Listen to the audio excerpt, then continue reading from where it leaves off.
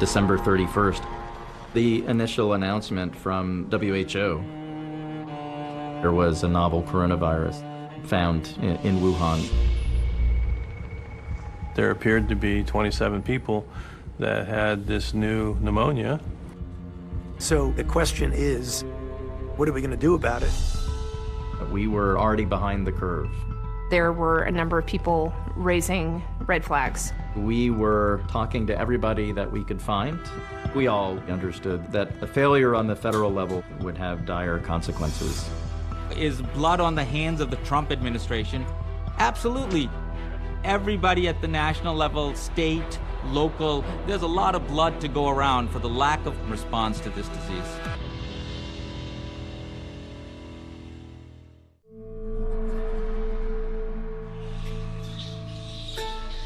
We are always at threat for the next pandemic. These viruses exist out in nature. As people go out in nature, they get infected and they move their way back into humans. If we were to imagine the origins of COVID-19 as a movie, it would begin at the end of the Contagion movie. Exactly that process of bulldozing down the forest, bats flying off, infecting livestock, that then we get infected. That happens every day, every week. That's how these things begin. Wuhan is a major hub on the wildlife trade pathway. It's close to hotspot areas for new coronaviruses. Ever since the COVID pandemic hit, we've been trying to determine if anybody knew anything about a contagion sweeping through Wuhan last fall, and when did they know it. Researchers looked at satellite photos of Wuhan hospitals in October of 2019, and what they show are packed parking lots. All those red dots are cars. And we took those photos and we put them next to October of 2018, mirror images, and you can clearly see in some cases there are 50 to 90% more cars. That shows that those hospitals were busy during this time. Then they found another clue when they looked at Baidu. That's the Google search engine for China. During this time, there was an increase in searches for terms like cough and diarrhea, two symptoms of COVID-19. Now, this is 3 months before China announces that they have a problem with the coronavirus. Clearly, something was happening in Wuhan. On the 29th of October, we flew to Wuhan to start the river part of the cruise on the Yangtze. We were very excited, and we had not ever been to Wuhan. At the time, it seemed weird. The treatment of us on this particular city was different than other cities we'd been in on this tour. We're lined up to get onto the ship.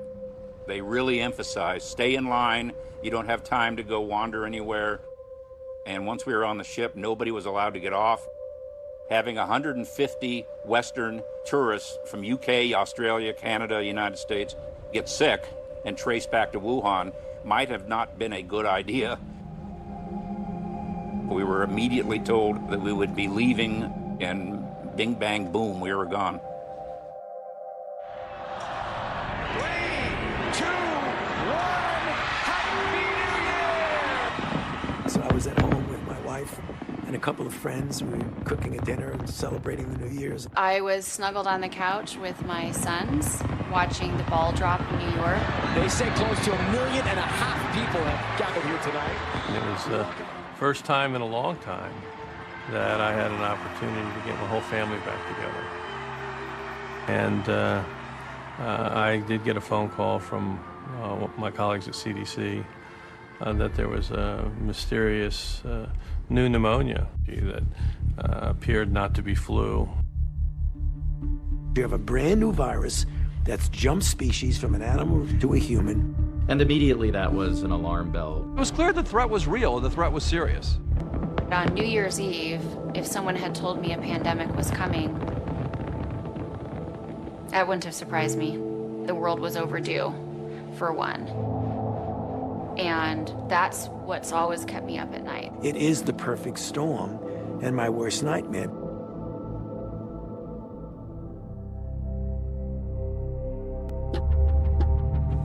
The end of 2019 into 2020, the Trump White House wasn't focused on a global pandemic, but frankly, nobody was in Washington.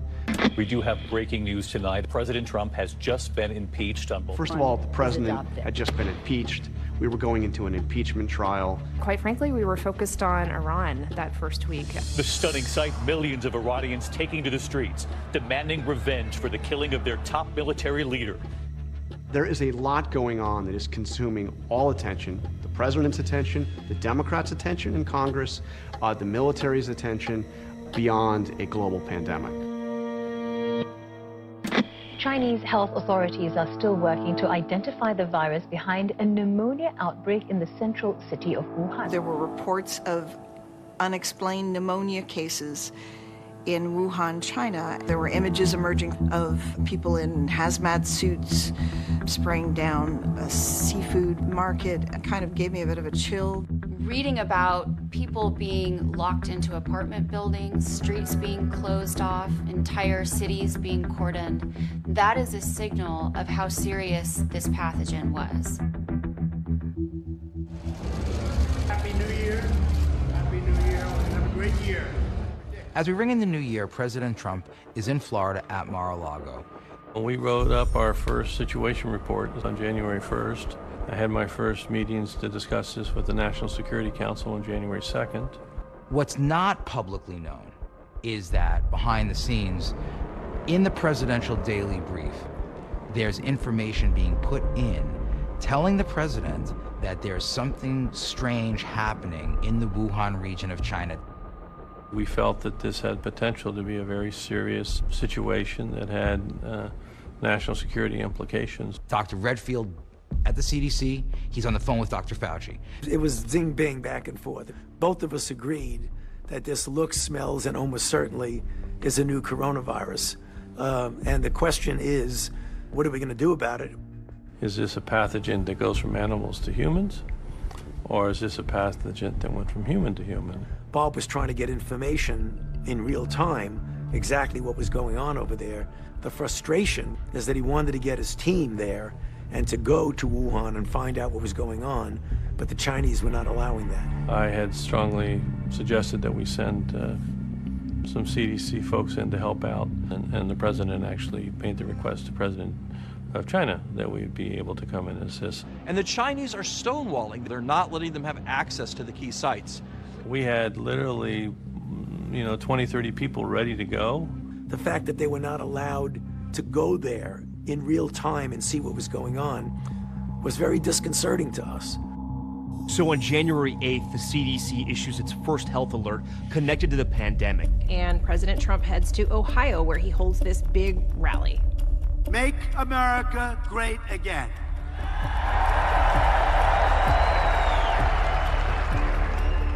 No, the president didn't publicly predict any danger. And America's future has never, ever looked brighter. Never.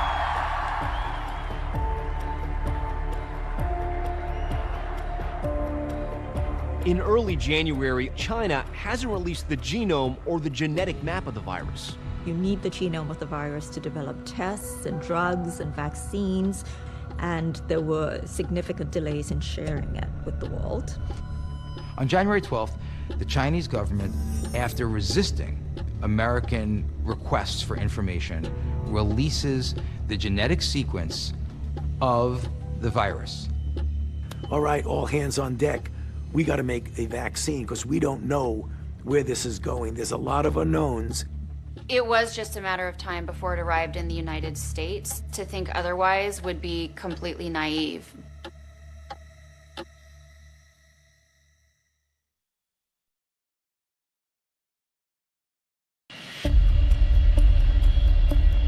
Update 180, maintain 5,000, still establishing localized and cleared ILS, and I want the chair approach. On January 15th, a man landed at the Seattle airport. He was in his 30s, no pre-existing medical problems. He traveled to visit family in Wuhan, China.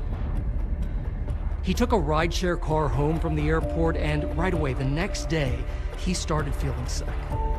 After a few days of feeling poorly at home, he came to one of our clinics. He basically said, I've recently traveled to Wuhan, I've got a cough and a fever, and I'm concerned I might have coronavirus. They contacted the local health officer who recommended testing. They also involved the CDC to run the case through them. At that point, we were not allowed to test at state public health, and local public health departments were not able to test either. So if we wanted a patient tested, we had to first receive approval or clearance from the CDC. We had to make a case that the patient met their very strict criteria. So patient 0, his sample had to be flown overnight to the CDC lab in Atlanta, and he was told to quarantine. He was sent home. It was a big surprise when we got the call. The test was positive. It was January 20th. Patient 0 had been identified, and now officially COVID-19 was on American soil.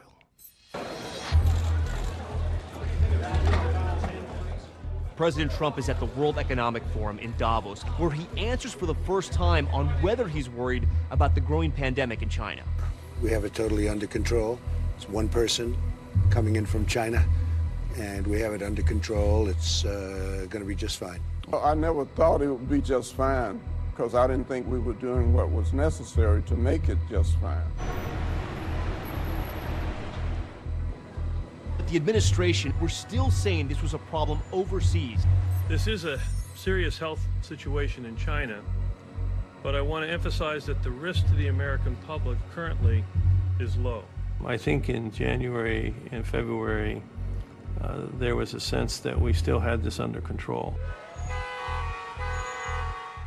January was really our opportunity as a country to contain this virus before it spread like wildfire. And that opportunity was missed. At this point, COVID-19 is on American shores. Question is, was there a plan for the federal government to deal with the pandemic? And it turns out that successive administrations previously had already laid the groundwork for pandemic response. You know, President Bush deserves a lot of credit for what he did in 2005. In August 2005, President Bush goes to Crawford, Texas, to his ranch for what is supposed to be a long vacation. And he reads a book about the 1918 Spanish flu pandemic by John Barry. And it freaks him out. Sometime prior to the spring of 1918, an animal virus killed between 50 and 100 million people. And he sees Barry talking about how these pandemics happen every 100 years or so. You have something massive like this. And he's looking at the calendar. We'll hear all of it soon. President Bush knows personal experience that things he did not anticipate can happen and can cause severe damage and kill a lot of people. 9/11, Katrina, could the next big one be a global pandemic? By then, we'd already had the SARS experience, and then so-called bird flu, which was pretty scary. That's a pretty good reason to get your attention. He challenged us to come up with a government-wide, national, not just federal government, strategy for dealing with it should it happen. The President of the United States.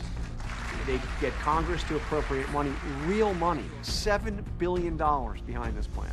If we wait for a pandemic to appear, it will be too late to prepare. One day, many lives could be needlessly lost because we failed to act today. So there was a robust national response. As with all outbreaks, we got the periodic increase in interest in public health, infectious diseases, health security, and then eventually interest would wane, and then you see a decrease in funds. So it's a usual bust and boom cycle for public health, unfortunately. Tonight, outbreak, a new and deadly strain of flu. The Obama administration has to deal with an outbreak almost immediately after Obama becomes president. Every American should know that their entire government is taking the utmost precautions and preparations. It's dealt with pretty quickly. And you go back to the cycle of complacency. There are other problems that are more pressing. But 5 years later, 2014, Ebola. An outbreak of a disease so fierce, so deadly, even the word strikes terror. This scares the hell out of everybody. President Obama and Vice President Biden have authorized an unprecedented whole-of-government response to the Ebola crisis. And the good news is that we're starting to see some results from that. When I was winding up my work on Ebola, I met with the president and said to him, we need to build a permanent structure at the White House. The funding we're asking for is needed to prevent and deal with future outbreaks and threats before they become epidemics. And he set up a pandemic prevention office in the National Security Council to get us ready for that more deadly, more dangerous, more rapidly spreading epidemic that was going to come to this country someday. Donald Trump takes office. He has some people in his national security apparatus who served under President Bush, who see this also as a significant issue. More turnover in this White House than any other administration in recent history. The challenge is when you have had as many turnovers in this administration, a lot of that work that would have been done during the transition has been lost. But eventually, President Trump's third national security advisor, John Bolton, decides to do away with the section of the National Security Council that specifically deals with pandemics, just eliminates it. Now, the Trump administration says they were just streamlining the National Security Council and that some of those staffers were reassigned but continued to work on the issue of pandemic preparedness. It's not like the government stops worrying about a global pandemic, but make no mistake, at this point, this is not a major priority in the Trump administration. One thing that the Obama administration left was a pandemic playbook. And on page 9 of the pandemic playbook, it said, hey, here's something to worry about, a coronavirus. I don't know if the Trump administration didn't pay attention to the playbook. I don't know if they didn't read it. What we do know is they didn't run the plays in that playbook. It would have made a big difference if they had.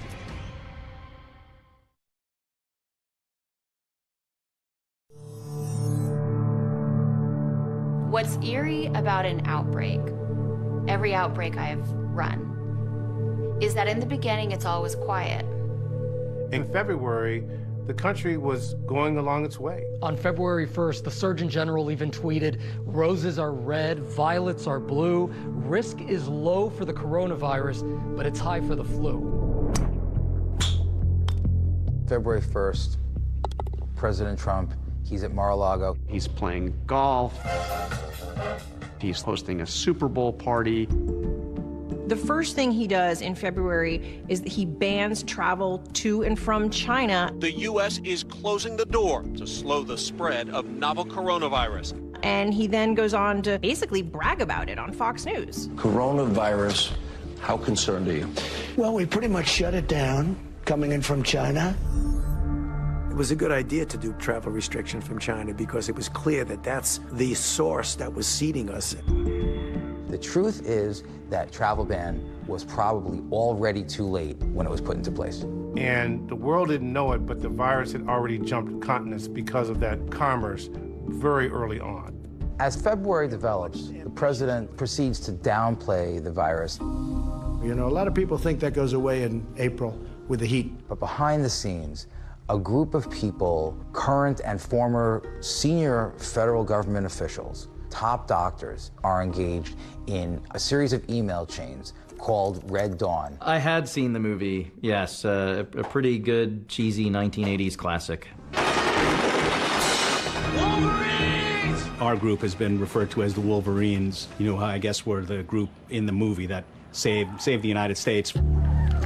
These signs were out there pretty early, and the surprise to us was that folks weren't learning this out of the official channels that should have been broadcasting that information. On my email, some Pentagon officials had essentially written off this pandemic as a bad flu. And so this was my somewhat tongue-in-cheek response to that, and I described Napoleon's retreat from Moscow, just a little stroll gone bad, Pompeii, a bit of a dust storm, and Wuhan, just a bad flu season. The Red Dawn group ultimately becomes fixated on a cruise ship in the Far East, the Diamond Princess, because of an outbreak of the coronavirus on board. Today, 70 new cases of the virus have been confirmed on board the ship. Reading from the Red Dawn email chain, which Dr. Carter Metcher noted, the case count aboard that cruise ship is now up to 136. This is unbelievable. We're so far behind the curve. So the Diamond Princess was one red flag amongst a sea of red flags at that point of what we should have been doing as Americans to be prepared. As you know, in those early days, we still had not ramped up testing in the United States. When there's a new pathogen like this, the CDC sets out to develop a test. That's routinely what we do, and we do it very well, which they did, and they did it in record time, 7 to 10 days. And initially, we were all flooded with relief. We can test. And they immediately came across a problem. The initial samples that came from the CDC that was sent out didn't work, so they had to call them back. And so the CDC then had to send out a second batch of test kits, which also had a problem. And as the weeks ticked by, we were running out of time to contain the spread of this virus, and we knew it. It took us about close to 4 to 5 weeks to figure out the contamination, and within 5 weeks, we got the test to the health departments throughout the nation, which I would still say is pretty record time. In an outbreak scenario, every day matters. Our chances to contain this virus were gone. We could have brought in the gigantic manufacturers of diagnostic tests, and our failure to take that approach with a homegrown test out of CDC has cost us lives. I don't think CDC will manufacture tests in the future. I think what we'll do is we'll contract a manufacturer to manufacture the test. This was pretty much the most critical time in the outbreak for us to be flying blind. The virus was seeding America, and sadly, lives were lost.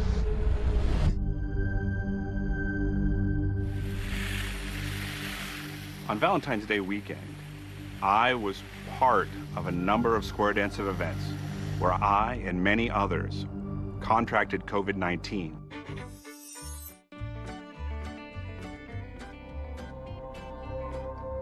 If we had known, we could have taken some precautions, or we might have been able to cancel, or we might have done something different. Within 2 weeks, the first person in the Square Dance community would be dead. It was a very sad time, and it still is, because these people were good people, and they were my friends, and they were taken from us.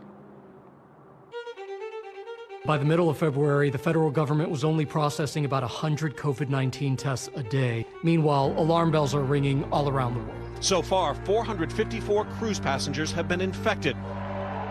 And then as February developed, President Trump held a series of campaign rallies. I think it's going to work out fine. I think when we get into April and the warmer weather, that has a very negative effect on that. Near the end of February, some of the testing becomes more available.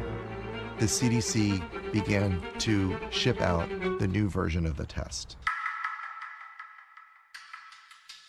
In Kirkland, Washington, Dr. Francis Rito decides he's going to randomly test 2 of his patients. And shockingly, they both come back as positive for coronavirus. I knew this was the event. This was now the beginning. Everything changed at that point. And that's when we first started realizing the first community spread that was not related to an identifiable source. Without a doubt, February was a lost month for this nation's response. It's going to disappear. One day, it's like a miracle. It will disappear. Meanwhile, the CDC is confirming the first COVID-19 death in the United States.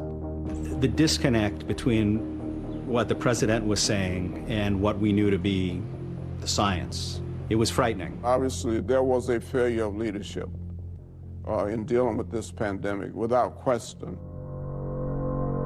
It was too late. The outbreaks were already out of control. There was no way to stop it at that point. We'd missed our chance to contain it. There was a parade of ambulances coming from Life Care.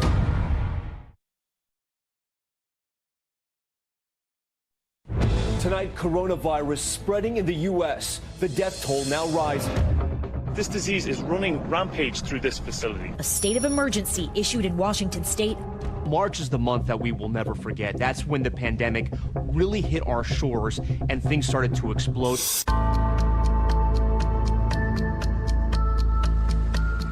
My mom was living at Life Care Center of Kirkland in February of 2020. Officials in Washington losing patients with the nursing home where most of the fatalities from the coronavirus occurred. And CDC hadn't shown up on the scene yet to be support. Staff clearly wasn't able to deal with it, and I got a phone call from the nurse saying that Mom had passed. Doctor said, how do you know so much about this? Maybe I have a natural ability. Maybe I should have done that instead of running for president. There wasn't a lot of urgency, and that's where leadership becomes really critical. And so we're part of dealing with this crisis, not leading it at that time, but obviously in support. And it was my belief that this would have to be a bigger response. If the virus is in China, didn't someone expect that the virus was going to get on a plane and travel? And it did, and it wasn't in China anymore. It went to Europe, and it went to Italy, and it went to France. Tonight, the World Health Organization declaring it a global pandemic. The NBA overnight suspending its season until further notice. Breaking at this hour, the financial markets in free fall, the worst day since Black Monday crash of 1987. My fellow Americans, to keep new cases from entering our shores, we will be suspending all travel from Europe to the United States for the next 30 days. He misstated the nature of the travel restriction. He said he was banning everyone, and that led to a panic. It led to thousands and thousands of people coming back from Europe who didn't need to come back. People ended up in those crowded hallways for a long period of time, and many were exposed and reportedly have passed because of their exposure waiting and to clear customs. And by the time we realized Europe threatened shut down travel to Europe, there was already probably 2 or 3 weeks of 60,000 people coming back every day from Europe. I'm a registered nurse and I work in an emergency department in New York City. There was not enough tests to test everybody that wanted a test. The U.S. badly trailed the world in March on the testing situation. The situation with the CDC and the testing had become so extreme that by March 13th, on the Red Dawn email chain, Dr. James Lawler sounded the alarm. How are you supposed to know when you have community transmission when they haven't been able to provide a diagnostic assay that can be used widely and at high volume? We were talking to everybody that we could find to communicate why we were concerned and what we thought we needed to be doing as a nation. We always knew that there were a lot more cases out there than we were diagnosing. 23% of people in New York City have antibodies. So a quarter of New York City was infected with this virus. It was inevitable that this novel coronavirus would show up in New York City. What they didn't expect was that it would be transmitted silently in the population, and then they had no tests. Anybody that needs a test gets a test. They're there. They have the tests, and the tests are beautiful. It's not true, because tests are physical objects. We can count them. We didn't have enough. When the pandemic first began, I chose not to stay home because my bills still had to be paid, and I'm a grocery worker, and that's what I do. What was needed was a way to make essential work safer. Estimates are that something like 40% of the workforce continued working. Essential workers were at the end of that long line. Everybody wanted to know, hey, how can I get tested? Where can I get tested? March 12th, I get put in charge of testing. It had been decided at some point in time, not in this administration, that test supplies were not going to be part of the stockpile. So when I looked to see what was there was nothing there. There was no game plan. There was nothing. Thank you very much, everyone. Thank you. To unleash the full power of the federal government in this effort today, I am officially declaring a national emergency. Across America, almost 22,000 schools shuttered, forcing 15 million kids to stay home. Major areas of American life shutting down to stop the spreading coronavirus. There's images of healthcare workers in other countries that are fighting this virus wearing full-on hazmat bunny suits. Meanwhile, here, we are wearing garbage bags and week-old N95s. I did not feel protected. I did not feel safe. We need those masks, those gowns, gloves, and we need them now. One of the things that people don't realize is that the manufacturer of personal protection equipment, or PPE, the majority of that production is offshore, not in the United States. So we're going to put out an executive order today. New York State on pause. The Defense Production Act, or DPA, allows the federal government to order manufacturers to produce the supplies needed. And the calls are growing louder by the day for President Trump to invoke this act. But he was really hesitant to do it. He's used it 600 times as president. When there's something he wants to do, he's willing to use that power. And whatever the states can get, they should be getting. I say we're sort of a backup for the states. And some of the states are doing really well, and some don't do as well. The president's position was the states were in charge. States, the governors, the governors, the governors. You know, I'm calling China to buy PPE. Every governor is calling China to buy masks, right? It made no sense. What do we want? PPE! What do we need it? Now! Nurses were getting put on ventilators. We were dying. And what angers me the most, I think, is that these deaths were 100% preventable. FEMA says we're sending 400 ventilators. Really? What am I going to do with 400 ventilators when I need 30,000? You pick the 26,000 people who are going to die because you only sent 400 ventilators. Where's the PPEs? Where are they? President said it's a war. It is a war. Well, then act like it's a war. Typically, the world production of ventilators is about 30,000 ventilators a year, which sounds like a lot, but when you're in a pandemic, and every country in the world is looking for PPE and ventilators, it doesn't last too long. So you have 50 states competing to buy the same item. It's like being on eBay with 50 other states bidding on a ventilator. It should not have been left to each state to figure out what to do. We're all connected. I mean, honestly, this is one nation. We need one response. The U.S. now has more cases of coronavirus than anywhere in the world. In New York, cases soaring, hospitalizations doubling every 4 days. This packed emergency room at a hospital in New York City, and doctors describing New York hospitals as a war zone. I had maybe 12, 13 patients, and they were all super critical. They were all dying. And our numbers started to dwindle because nurses started to get sick. Because again, lack of PPE. This is something that has been talked about and warned about and studied and anticipated by experts in Republican and Democratic administrations for years. Okay, thank you very much. Moments ago, I directed Secretary Azar and Acting Secretary Wolf to use any and all available authority under the Defense Production Act.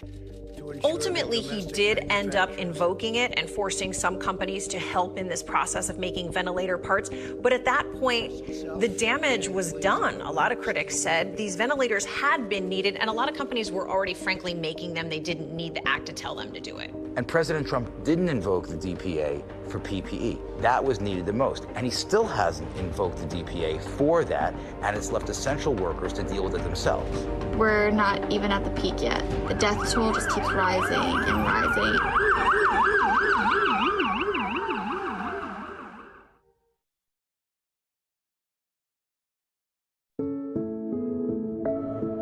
My mom was goofy. Like, she was really fun to be around. March 18th, she woke up, she wasn't feeling well. Her first thought was that it could possibly be COVID. When I went to see her, she looked like she was deteriorating. I spoke with her doctor, and he just pretty much just flat out like, you know, this isn't gonna turn out well.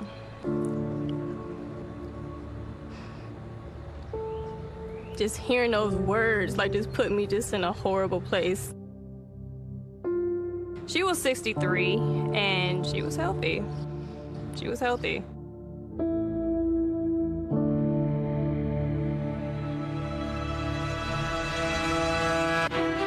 Local jurisdictions, not the federal government, start noting that they're seeing big racial, ethnic disparities in mortality.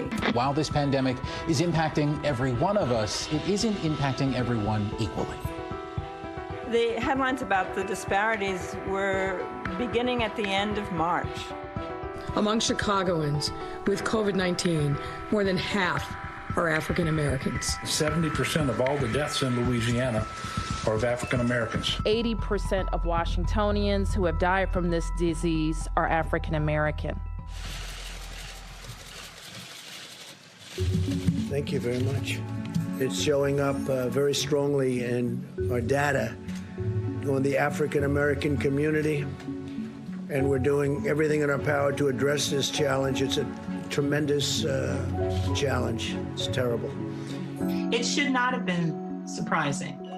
Historically, we do know that minority populations, low-income populations are at increased risk for exposure during a pandemic. We saw it with Hurricane Katrina. We saw it with H1N1. We published it in 2009 and targeted, tailored interventions to reach the most vulnerable. You don't stigmatize these populations. You enable them to follow the recommendations of staying home. My administration's closely monitoring the data on the virus's impact on our cherished African American communities. The president said he was concerned about this. His task force said they were concerned about this. But I can never get the sense that there was any significant action plan. Well, the whole thing, from the federal point of view, has been failure to take responsibility. We put out a civil rights bulletin to make sure that the resources that we delivered to those impacted by COVID-19 was done in a fair way. I think we're pretty proactive. The role of the federal government in this pandemic is very, very clear who's missing. Leadership that mirrors the diversity of the United States population. When you see that, then we'll probably see different outcomes. I don't think we've made enough progress in dealing with disparities in health in order for African Americans, Hispanics, and Native Americans to respond to any kind of challenge to their health, like a pandemic. Those deaths could have been prevented, and that's the most troubling part. President Trump just moments ago saying it is time for the next front in this war. It is time to open up America again. April 16th, Dr. Fauci stand in the White House briefing room and say, here's the plan for reopening. You go into phase 1. If you get no rebound, then you go to phase 2. If you have no rebound, you go into phase 3.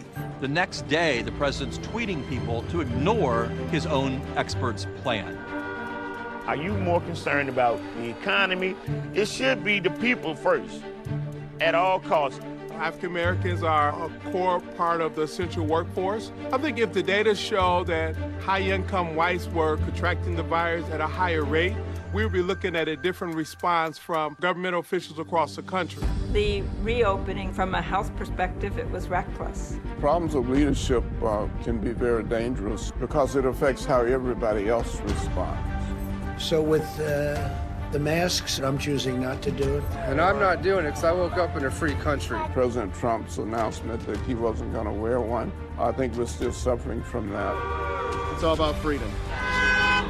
What you see by the end of April is complete chaos. As coronavirus cases in the U.S. approach 1 million, more states rolling out plans to open up. When you mix science and politics, you get politics. You're going to get deaths that could have been avoided. My dad was a first-generation Mexican-American who grew up in the cantaloupe fields. May 15th was when Arizona officially opened up.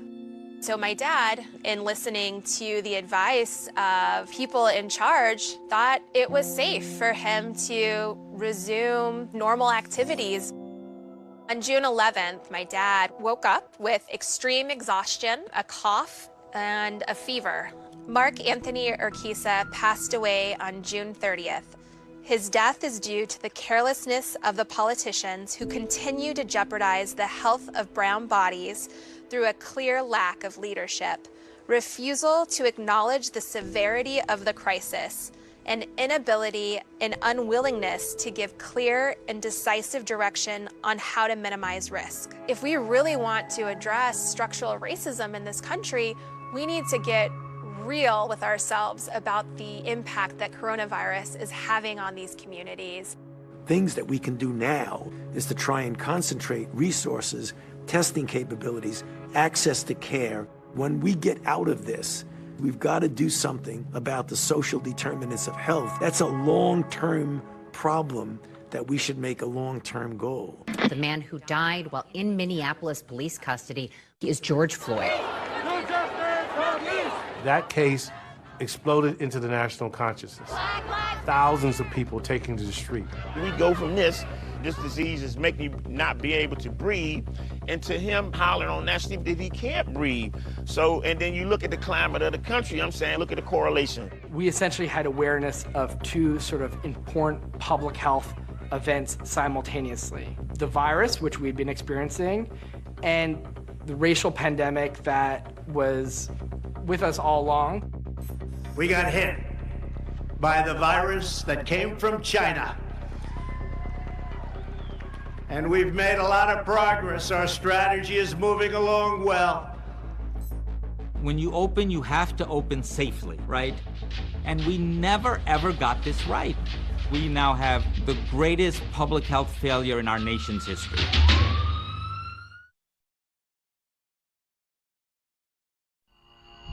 "99 days after the CDC made its mask recommendation. President Trump wearing a mask in public for the first time. Florida now has more new cases of coronavirus daily than most countries in the world. There is a very heated debate underway across this country about schools.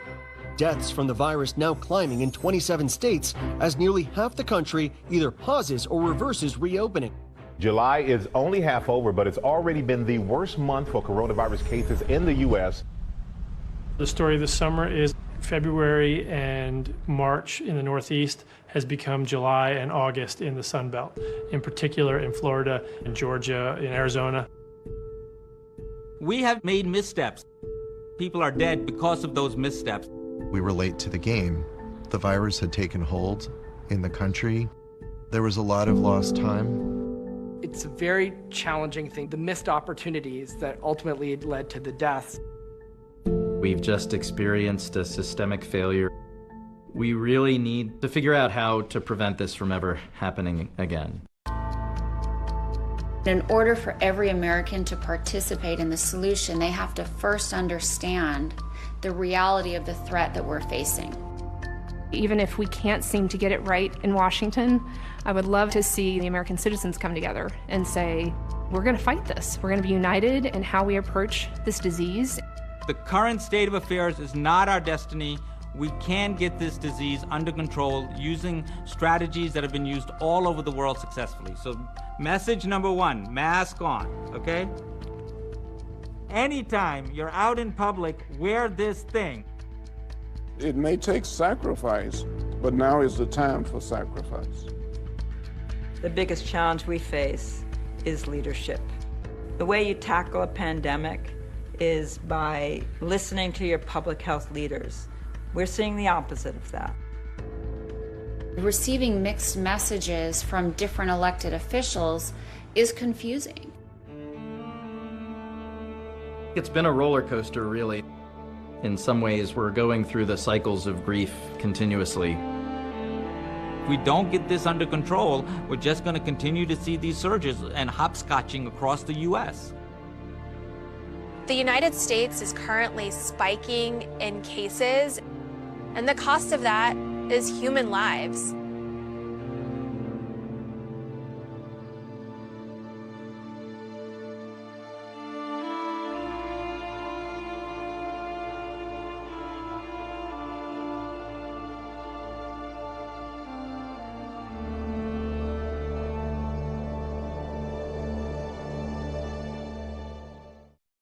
A larger-than-life businessman gunned down in his office. But will the discovery of his secret double life lead to the killer?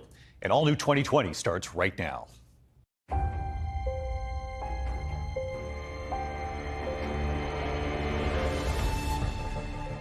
So in broad daylight, a man is shot dead in his place of business on a busy street. I knew as soon as I saw it, I knew he was gone. Just 2 blocks behind me, Bob Eidman was found robbed and murdered. Bob Eidman was shot 3 times. That third shot is being an execution. I just all the way there saying, no, Bob. There were just floods and floods of police cars coming in and just total chaos. We're with the Major Case Squad. They only have 5 days, so the clock is ticking. Diane found out on the site that her husband had been murdered. Yes, she did. She makes this statement, something like this has happened before. There were numerous individuals who could have done something such as this. He asked me a question that just kind of floored me. He said, "We're trying to find out about your brother's lifestyle. What is it like to all of a sudden learn that there's this whole other secret part of his life?" We're going to find out some stuff they're probably not going to like.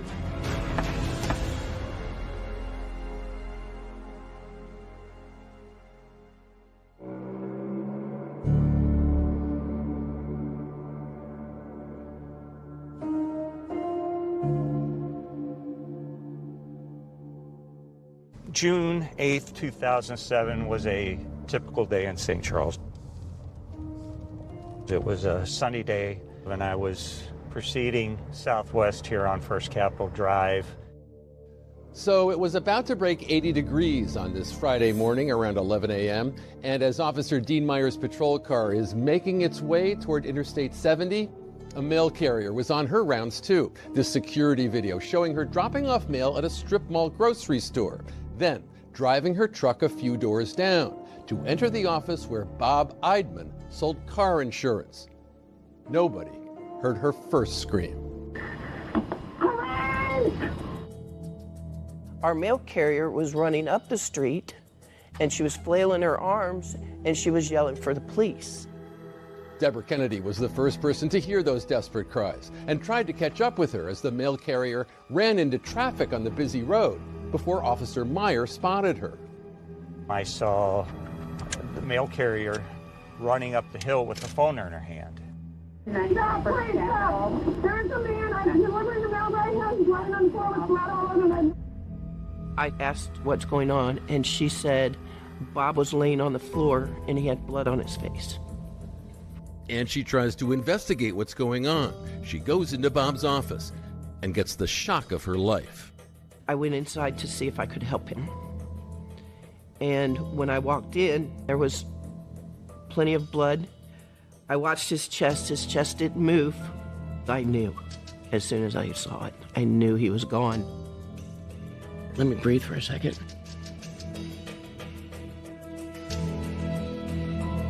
It was St. Charles's first murder of 2007. And right from the start, it was the kind of thing that just isn't supposed to happen here. That's because St. Charles, Missouri is an idyllic bedroom community.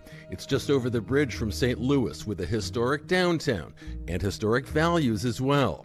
I guess the idea is that you're supposed to shed the stress of the big city as you come across the wide Missouri River and land here. But as we know, money woes, lies and rage and desperation, the grip of fear, they do not stop at the river's edge. Now we've got a whole team of officers from the St. Charles Police Department. They've converged on the scene of Bob Eidman's murder. There were just, floods and floods of police cars coming in and just total chaos. Immediately I responded to the area, to the scene. Bob is laying on the floor between the two desks. He's laying on his back, and there's a pool of blood around his head. Bob Eidman was shot 3 times. The first shot was superficial. It was a grazing wound to his chin. The second shot was to his neck, shoulder area, which knocked him down. According to St. Charles homicide detective Don Stepp, the third and fatal shot had been fired through Bob Eidman's left eye as the assailant stood over his prone body. I would definitely classify that third shot as being an execution. This was an insurance office, and it was a fairly open area. We collected bullet casings, bullets, bullet fragments. We would mark the position, set up little yellow tents called photo markers.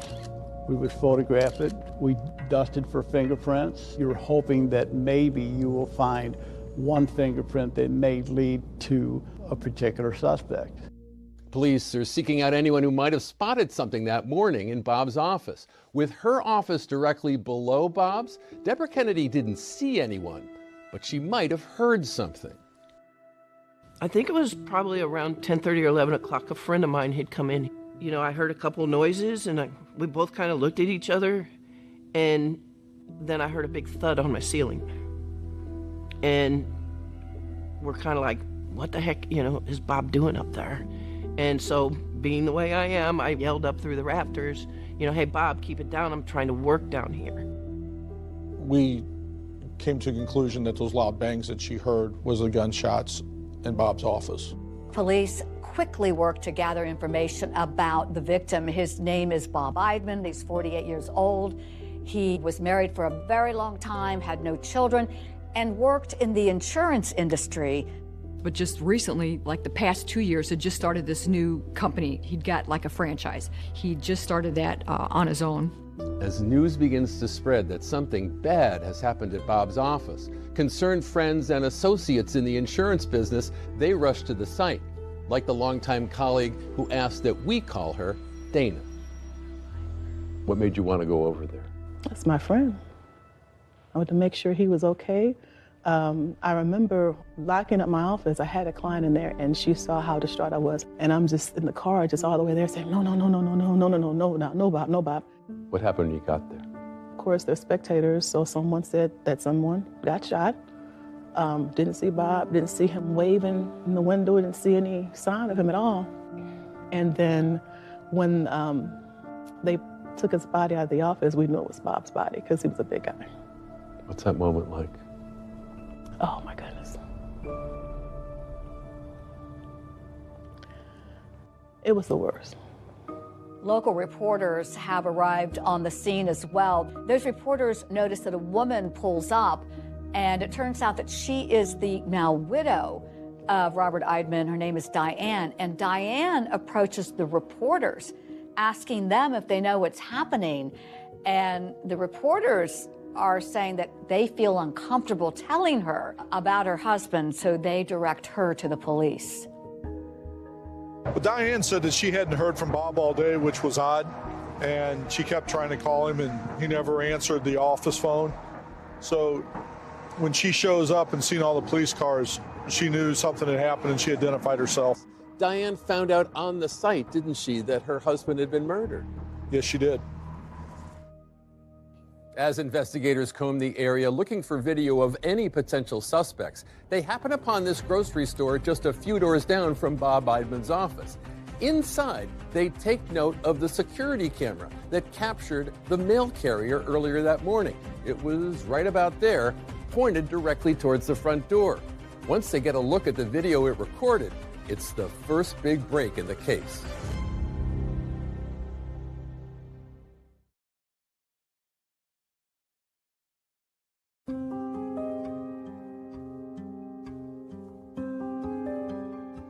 Police believe Eidman was working alone when someone walked inside his business, fatally shot him, then took off.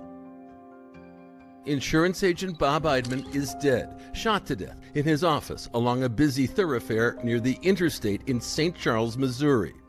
We are west of the city of St. Louis, which most people kind of relate that to the arch.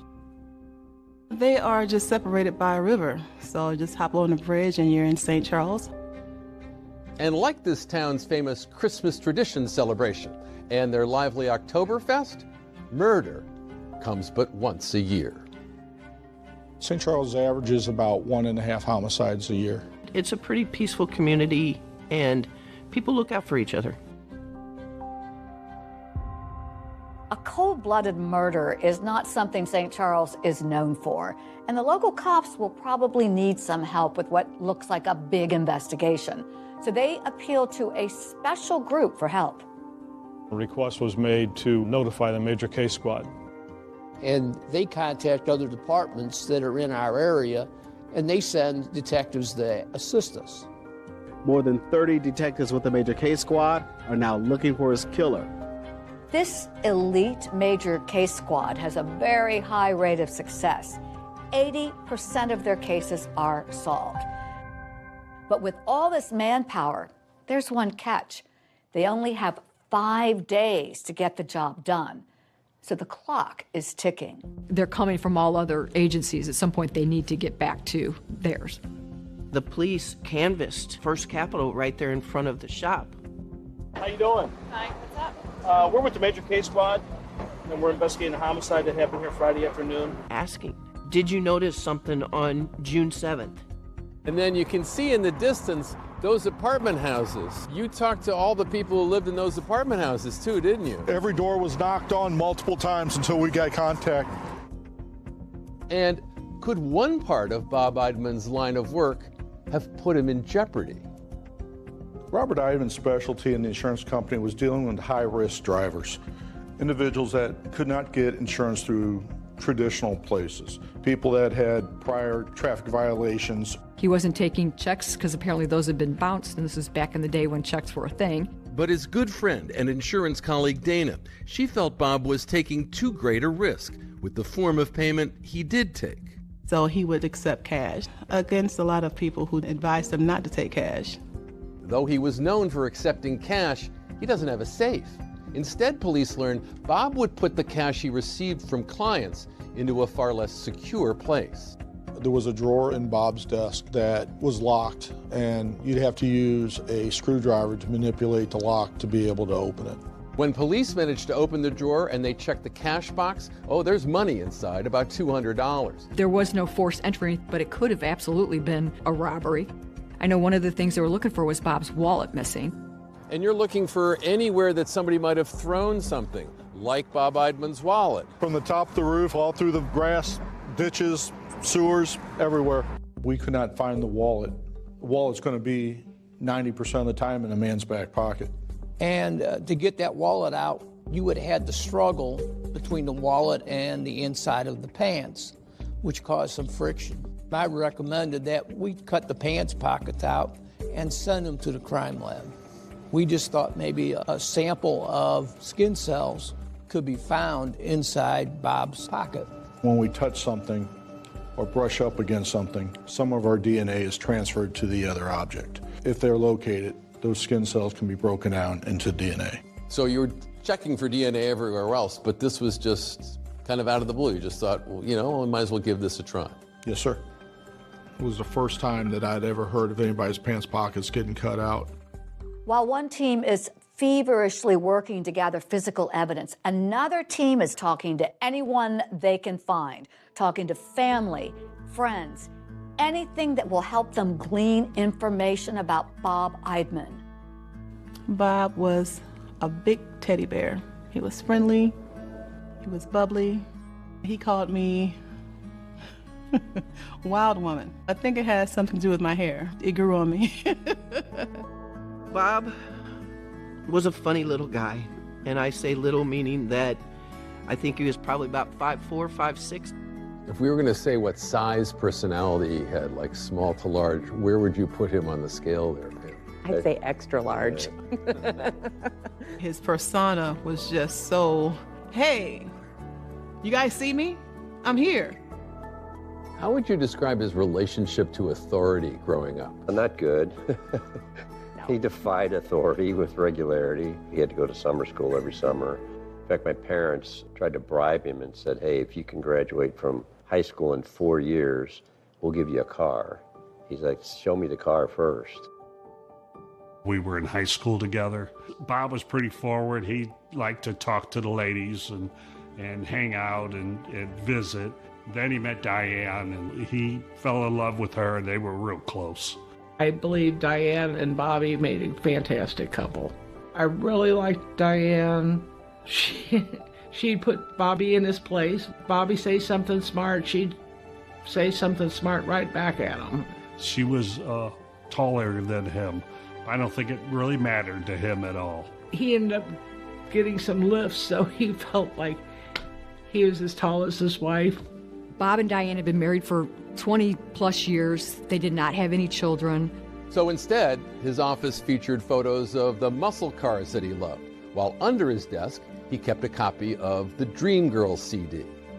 He finally got to be his own boss, but there were great challenges, weren't there? Yeah, he started talking like, well, The business isn't doing so good. I haven't had that many people come in. He kept saying, you know, if I don't make this in the next couple months, I'm not sure. I might go under. Yeah, I'm not sure I'm going to be able to make it. Think about all that financial stress. At least one person thinks it was taking a terrible toll. I thought he committed suicide. You thought he was so despondent that he might have taken his own life. I did.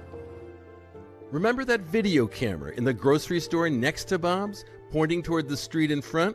Police have been poring over the footage, and now they may have found something of interest. There, that white car. At 10:50 a.m., you see the vehicle drive past the front doors, and 4 minutes later, you see it drive past the front doors, I believe a little slower, and almost like creeping along looking for something. Was this driver making sure the coast was clear? It wasn't the greatest picture, I remember that. It's always frustrating when you can't identify the people inside the vehicle. One thing we can tell is a white four-door vehicle. Luckily, I'm impressed you can tell it's a four-door vehicle. It looks like a white car. But it turned out the small St. Charles Police Department had a car maven. we have an individual at the time that could almost identify almost any type of vehicle. He was a big car guy. He said it was a Ford Focus. Like, I like cars, but honestly, wow. We're kind of looking at this several different ways. Is he having problems with a customer with a white Ford Focus? The bad news is that in St. Charles County, there are 1,300 Ford Focuses. In the state of Missouri, there are 5,000. 5,000 is a big number to have to deal with. But they're not finding anything suspicious until a gift-wrapped lead suddenly falls into their lap. A white car is crashed and abandoned nearby. And get this about the driver. He had bloody clothing on. Why has he got Bob's business card? I hope this is it.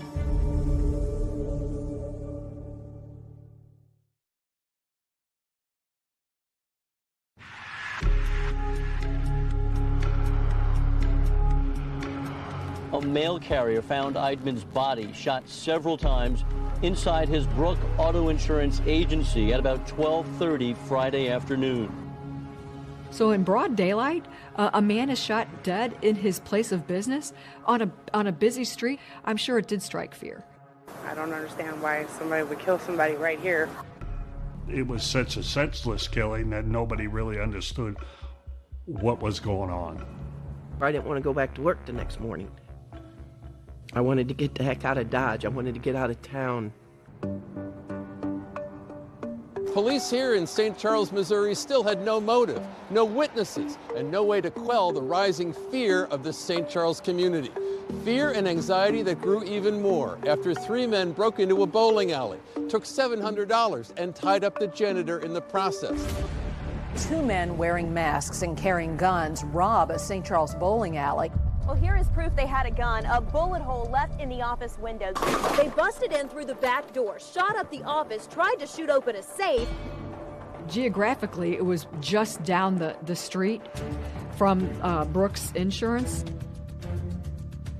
And it was a bowling alley that we all bowled at, so at first we all thought it was tied together. So people wondered if there was a connection between the 2 robberies. And we looked at that, seeing if they were connected. And in the course of that investigation, we were able to eliminate it from being a part of this case. Police are knee-deep in Bob Eidman's murder investigation, and they come upon a really interesting scene. It's an abandoned, crashed white car. And when they track down the owner, well, there's a couple of really eye-popping pieces of information. He had bloody clothing on, and he also had one of Robert Eidman's business cards. Why does he have bloody clothing? Is it his blood? Is it Bob's blood? We have some questions we need answered. This could be it. It blew my mind, like, whoa. Travis Wade Ensley is about to blow a lot of minds at police headquarters, where leads in Bob Eidman's murder have been hard to come by. The car that I wrecked was a white 4-door Saturn. Which might have looked like the car that was captured on the footage. The next thing I know, I'm at St. Charles Police Station getting questioned for murder. Police now feel that he has a lot of explaining to do. So as Travis recalls, his story goes kind of something like this. I needed new insurance on my car, and my buddy's like, check this guy out, and called him up, gave me good rates. And then like a week later, I had been out, had a couple drinks. Okay. I wound up wrecking my car right by my apartment. My airbags deployed, and it knocked the sense out of me, and I like staggered down the hill, like right to my apartment, didn't remember nothing. Okay. Next day, I woke up, I walk out my door, my car's not there. So Travis calls police to report his car as stolen, but then is stunned to suddenly find himself a potential person of interest in a murder. I was scared to death. They were coming at you. Yeah, they were coming at me pretty good. Travis has what seems like a likely story about why there's blood on a shirt. He said that when he crashed his car, he got a bloody nose. Cops will check out his story, so they're not quite ready to clear him. And they went and looked into certain, my alibi and this and that. They're like, okay, yeah, he's not the guy. Now, police turn their attention closer to home, to Bob Eidman's widow, Diane. It is quite routine for police to look at the spouse of someone who's been murdered. When Bob's wife, Diane, was advised that Bob had been murdered in his office, she didn't have a great reaction. While Diane does appear to be upset in this photo, some detectives at the scene felt she was not overly emotional. I don't want to say it didn't seem like a surprise to her, but she wasn't reacting in a manner that I thought a wife would react when they found out their husband was shot. That struck me, and I'm sure several detectives, as unusual. Is she in shock? Is she in denial? Is she involved in this? Then there's Detective Stephanie Kaiser.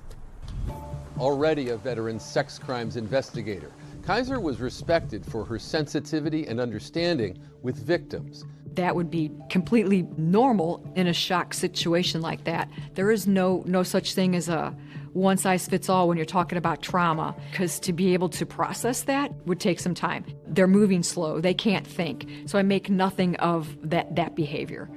Now Detective Kaiser is about to become the St. Charles Police Department's Diane Whisperer.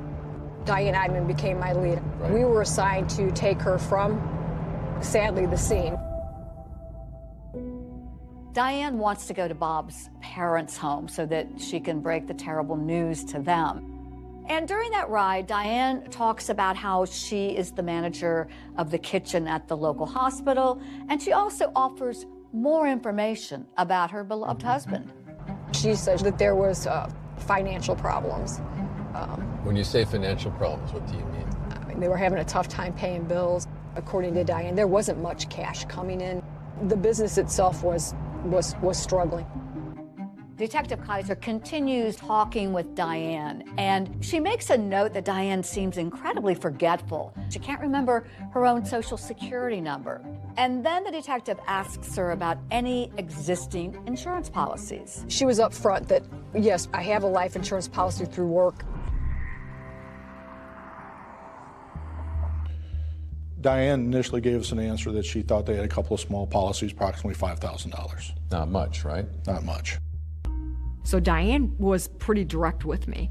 I think she'd had a lot of questions asked of her and then just kind of tells me boldly, I did not do this. These conversations with Diane will shape and reshape the police investigation into Bob Eidman's murder. At the end of that first day, Diane sounds like every other resident of St. Charles. She is terribly afraid. It's just dawning on her, wait, I'm not safe either. I have to act and get her extra patrol, and I did. But you have to still go where the evidence leads. And no one knows yet where that evidence will lead, especially in the wake of the very first astonishing story that Diane Eidman tells Detective Kaiser, with words that will be ringing in lots of heads at police headquarters. One of the first things she says is, don't take this as a confession or anything, but this happened to my dad too. Has her father been murdered and her husband murdered as well? Has lightning struck this woman twice?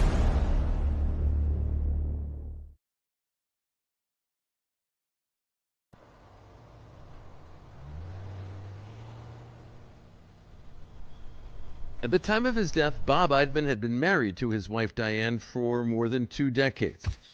And yet, even those closest to him could find Diane to be something of an enigma to them. Not very outgoing. No, not very outgoing. She's just kind of shy and quiet. I mean, she just didn't really have a lot to say to anyone, really. When you would ask Bob about Diane, what kinds of things would he say about her? His famous saying was, "She's not the person you think she is," and I never knew what that meant.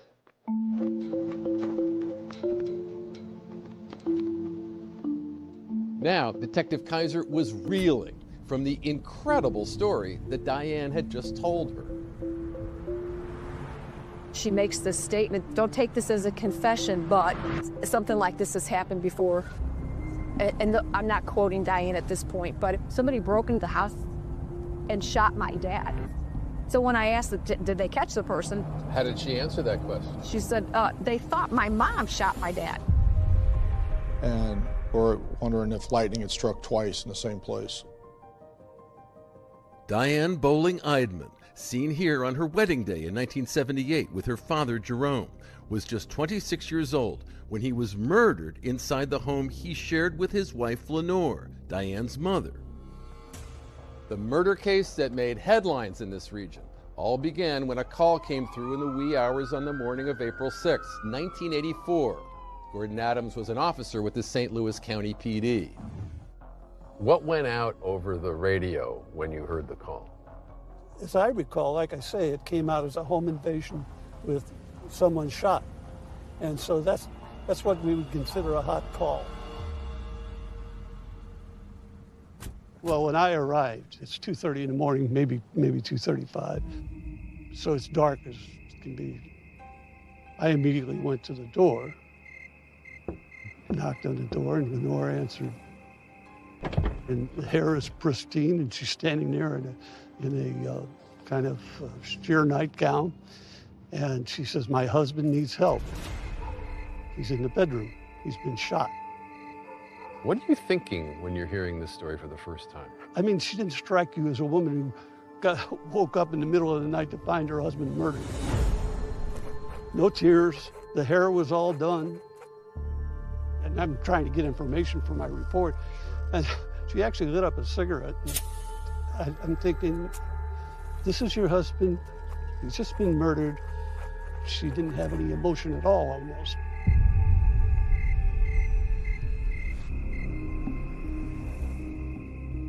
David Barron was a detective with the St. Louis County Police assigned to the case. So Lenore Bowling was asserting that an intruder had come into the house, somehow found her husband's service revolver, used that service revolver to kill him, and then left. That's what she was saying. How did that strike you as a plausible story, given your years of experience in law enforcement? It was an improbable set of circumstances. And to throw into that, the garage door was open about a foot. Okay, that garage door over there was open a foot. And the inside garage door, leading it from the garage into the house, is the only door in the house that did not have a deadbolt. Diane's mother had told police she believed she was being stalked in the days prior to the shooting by a black male driving a black car who'd been leaving notes at their home. And there was a note found at the crime scene. Well, the last note that was found at the scene said, "This is for you, pig, for what you did to me." No, I made a canvass later on in the neighborhood. No one saw a black male in a black car dressed in all black. Lenore Bowling was charged with the murder of her husband. She pled not guilty, and while she was awaiting trial, she moved in with Bob and Diane. How did Bob feel about living with someone who was accused of shooting her husband to death? Bob was not happy about that. He was scared. Yeah, He would go to bed every night and say he would bolt his door, lock it closed. He did not. He was afraid. He didn't want to be in the house with her.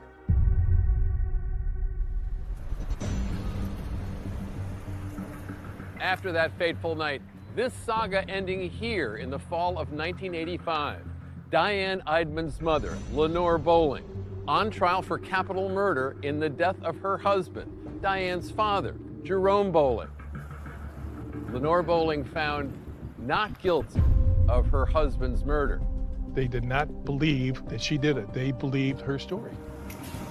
The irony not lost on investigators as Diane Eidman, more than 20 years later, now a person of interest in a different killing. Has her father been murdered and her husband murdered as well? What a weird set of circumstances.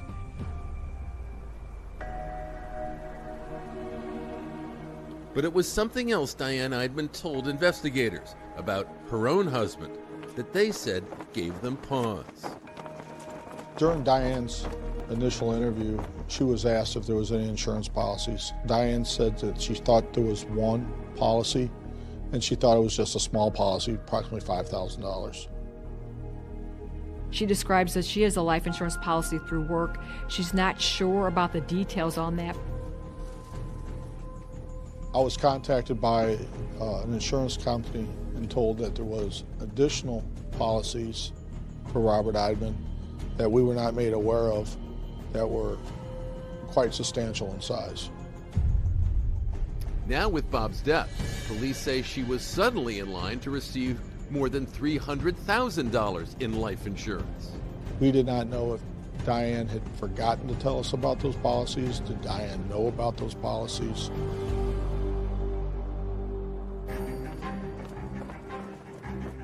And as they start looking deeper into Bob Eidman, they make a mind-blowing discovery. This man was leading a double life. And then the commander of the Major K Squad asked me a question that just kind of floored me. I had no idea.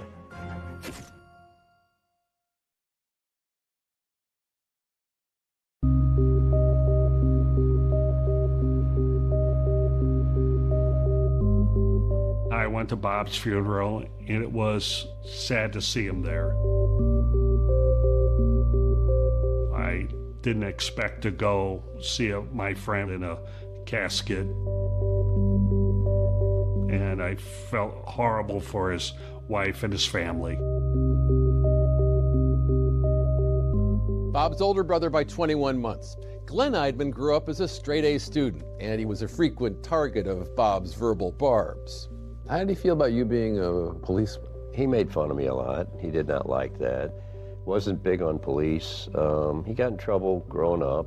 Glenn always believed that Bob was his mother's favorite.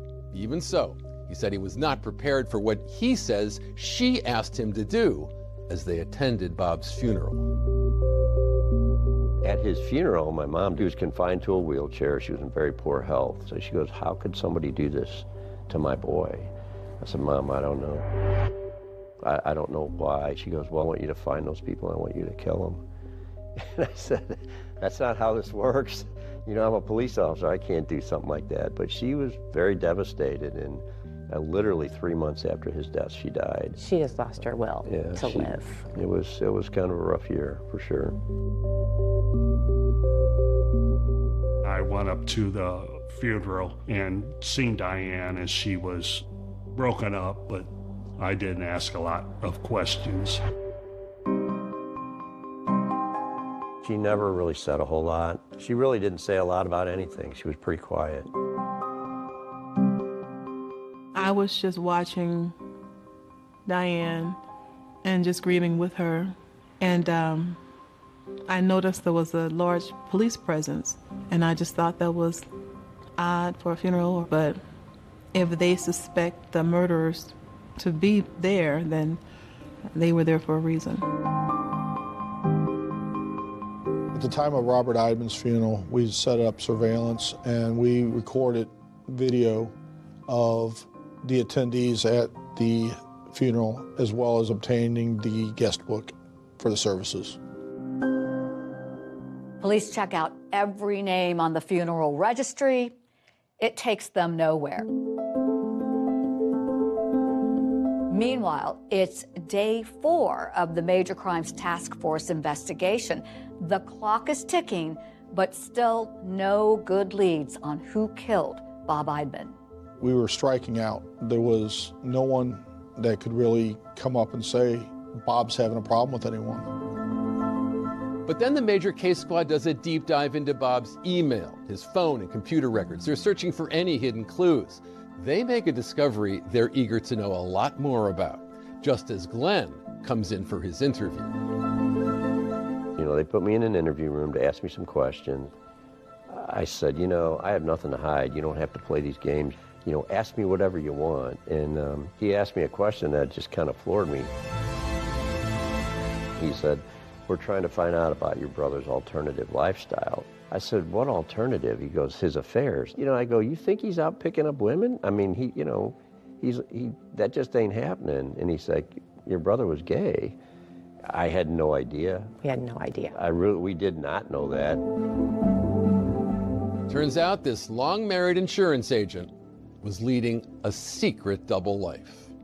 While we were analyzing Bob's computers and it was discovered that he was visiting male-on-male websites were sexual in nature, and he was making contact with some of these places. Sometimes in these murder investigations, as we dig into them, you find a lot about a person's life, their lifestyle.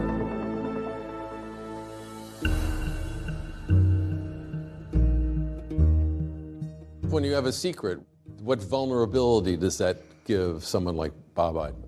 Anytime somebody has a secret and somebody knows it, and you're keeping it a secret for a reason, people can use that as leverage to get their way if they want to blackmail you or extort you. As investigators continue searching through Bob's phone records, they find something else noteworthy. One phone number keeps popping up, belonging to a man from out of town. They had an intimate relationship. They would rent a hotel room somewhere and visit each other. Automatically, a flag gets raised. What is it like to all of a sudden learn that there's this whole other secret part of his life that you knew nothing about? It was upsetting. I guess I felt he should have been able to talk to somebody about that. He shouldn't have had to hide that life. He shouldn't have had to lie. Having a relationship and being gay that's just part of life. And I wish he would have been able to share that with us. How you doing? Police bring in this secret lover for questioning. They can't help but wonder, would this man have a reason to murder Bob? And what about Diane? Could his existence have set her into a murderous rage? We've altered the man's voice. People are going to find out some stuff they're probably not going to like. Feelings can run wild with someone. If I can't have you, nobody's going to have you. It gives people motive. And as a young, untested detective is taking on his very first big murder case, a totally unexpected assist from the cutting edge of forensic science, it's going to take this investigation into surprising territory and bring answers at last to the key question: why was Bob Eidman killed? It blew my mind when the results came back. It was the golden ticket. This is what we were looking for.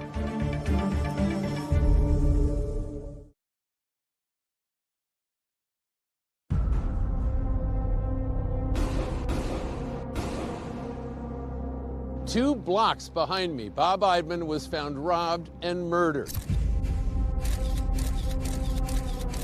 Diane found out on the site that her husband had been murdered. Yes, she did. She makes this statement, something like this has happened before. Somebody broke into the house and shot my dad. It absolutely crossed everybody's mind that this was kind of a copycat murder. I've told her, hey, your husband's been killed. Your marriage is about to be put under a spotlight. We discovered that Bob was having an affair. She had found out that he was having an affair with another man, and that she was very angry about that. They'd had an argument about that. Diane was asking, are you telling me my husband's gay? This is one of those bizarre cases where all the evidence seems to be pointing in one direction, then suddenly the rug is pulled out from under you, stunning everyone. I was very shocked. We cut open the pocket, swabbed the edges, hoping to get possible DNA. And the next day, State gave me the name. I was sitting in the same room with the person that shot and killed my brother.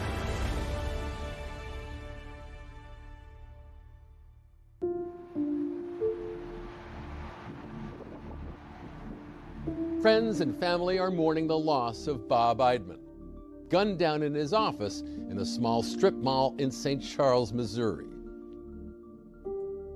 A man that loved life, always wanted to have fun, always wanted to enjoy himself. He had a great personality, very funny, very intelligent. He seemed like a nice guy, but after you got to know him a bit, that's when the Bobby came out. He was extremely comical. He'd make me laugh so hard. It would hurt. He liked to have fun. He loved muscle cars. And as far as in the office, you heard him. He was a loud guy. He was one of those guys that when he got on the phone, you kind of put your earplugs in because he was pretty loud.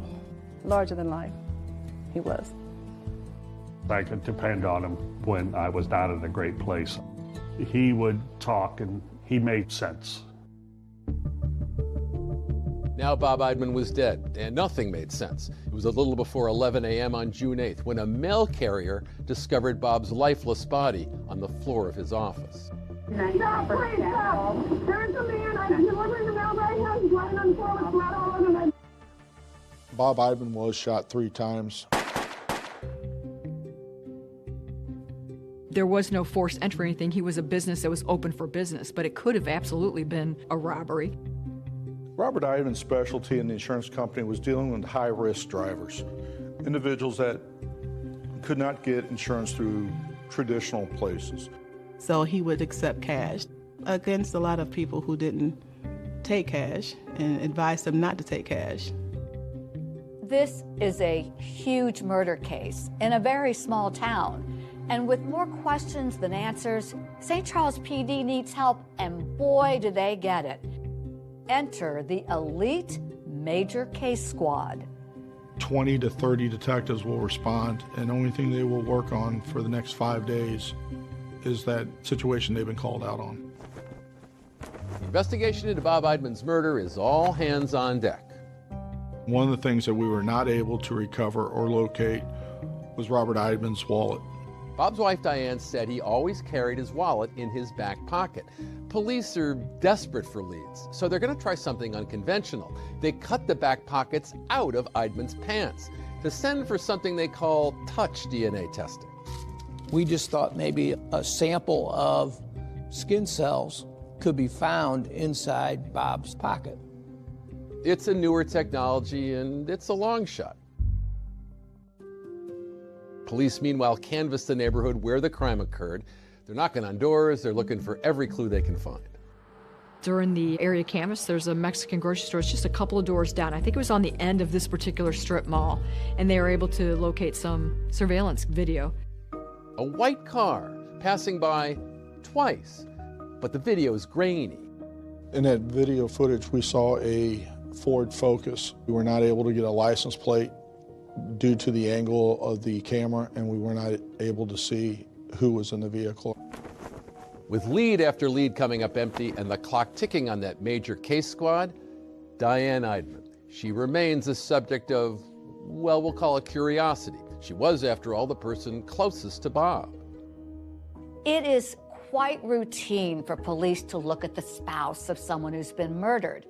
Tough questions need to be asked about the state of the Eidman's marriage. I took that a step further. Has there been any time that you two argued? Has there been any time that you were unfaithful to him or he was unfaithful to you? Diane insisted the marriage was fine. But when investigators seize Bob's computers to be analyzed, they make a shocking discovery. Bob's been visiting gay websites online. He's looking for massages and sexual relations. Bob Eidman had been leading a secret life, and a search of phone records reveals so much more. We found several calls that were coming in and coming out pretty much the same time each day. We discovered that Bob was having an affair. A secret relationship with a man who lived more than 3 hours away. Police take a drive to interview him. He was very forthcoming in the fact that the relationship between him and Bob was an intimate relationship, but very much affectionate and loving. They'd hoped to be together at some point. It wasn't like a quick fling, kind of out the door kind of thing. I think that's what it was going to be. But we just became good friends and just kept talking from then on. He says he never visited Bob in St. Charles, but said the two spoke every day and that he loved Bob. The two would stay in motels closer to his hometown when they got together.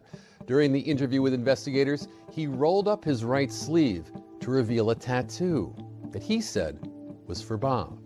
While doing the search of his home, we located a box the size of a shoebox, and it had cards from Bob. It had receipts from when they'd go to dinner or go to a hotel. He was saving it. With such tender and strong feelings for Bob, a handful of scenarios leaped to the mind of law enforcement. Could it have been a jilted lover who murdered Bob Eidman? Feelings can run wild with someone. If I can't have you, nobody's going to have you. It gives people motive. In theory, a jilted lover made potential sense to investigators, but the man had an alibi. On the date of the murder, he was at work, hours away from St. Charles. He was on video, and there were numerous people who said, yes, he was here this day. This is the time he clocked in. After passing a polygraph, Bob's secret lover is cleared. But it's something he tells investigators about Diane that raises red flags. He called me. He goes, I got some bad news. I said, what? He said, she read one of my emails. He said that Friday night, he said it was a pretty bad night. Investigators are now zeroing in on Diane. How angry was she when she discovered Bob's secret life? Angry enough to commit murder? You never met her before? No. I've seen her picture. Would she be angry enough to go in and do that? I hope not.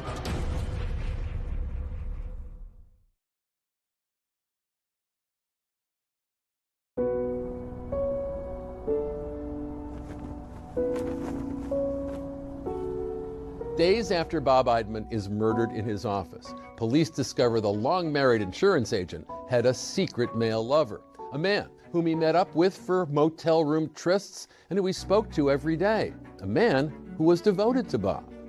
Did you guys love each other, or was it just a very close personal relationship? I loved it, but I never said it to him. The secret lover is alibied out for Bob's killing, but in a frank session with police, he says Bob told him that Diane had discovered their relationship, and he says that Bob had told him Diane's reaction had led to a full-blown argument between the two. He said that, she said, who's, and, so this is, I think he said this is just, a fantasy deal or what have you. It's what Bob said. She asked him if we were sleeping together, and he said no. He said it was pretty rough that night, but Friday night. It was up to Detective Stephanie Kaiser, the Diane Whisperer, to broach the delicate subject with Bob's widow while interviewing her at the Eidman's home.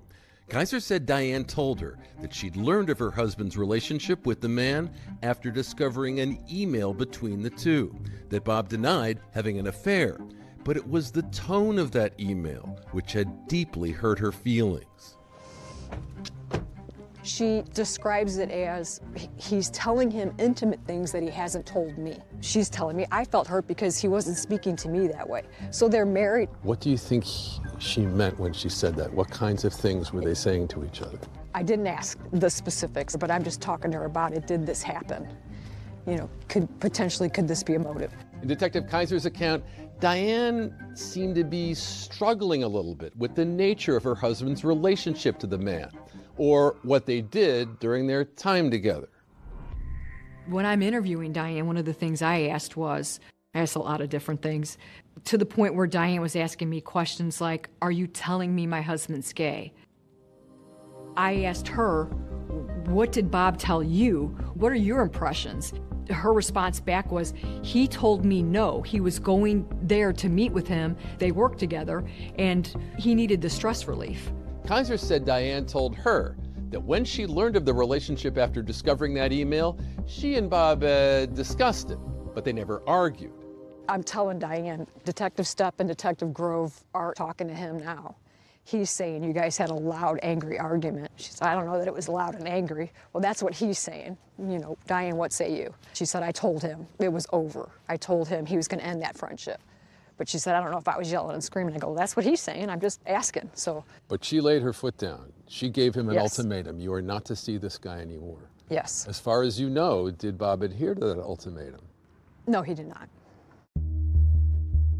Diane Eidman finds herself sitting in a polygraph room at the St. Charles Police Department. So Diane was pretty direct with me. I think she'd had a lot of questions asked of her and then just kind of tells me boldly, I did not do this. I didn't. Diane is just direct. Diane Eidman voluntarily submitted to a polygraph, and the results came back being inconclusive. She doesn't pass, but it's inconclusive. So it's just still kind of puts her in that iffy category, if you will.